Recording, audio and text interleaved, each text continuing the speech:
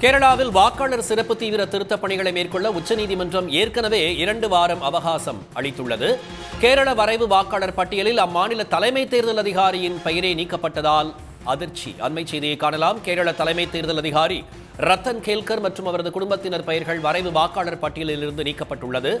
2002 வாக்காளர் பட்டியலில் பெயர் இல்லாததால் எஸ்ஐஆர் பணியின் போது தலைமை தேர்தல் அதிகாரியின் பெயர் நீக்கப்பட்டுள்ளதாக தெரிவிக்கப்பட்டுள்ளது.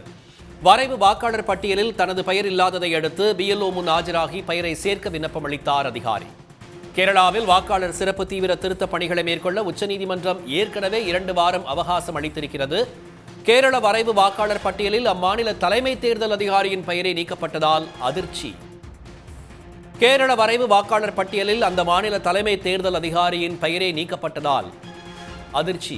கேரள தலைமை தேர்தல் அதிகாரி ரத்தன் கேல்கர் மற்றும் அவரது குடும்பத்தினரின் பெயர்கள் வரைவு வாக்காளர் பட்டியலில் இருந்து நீக்கப்பட்டுள்ளது. 2002 வாக்காளர் பட்டியலில் பெயர் இல்லாததால் எஸ்ஐஆர் பணியின் போது தலைமை தேர்தல் அதிகாரியின் பெயர் நீக்கப்பட்டுள்ளதாக தெரிவிக்கப்பட்டுள்ளது.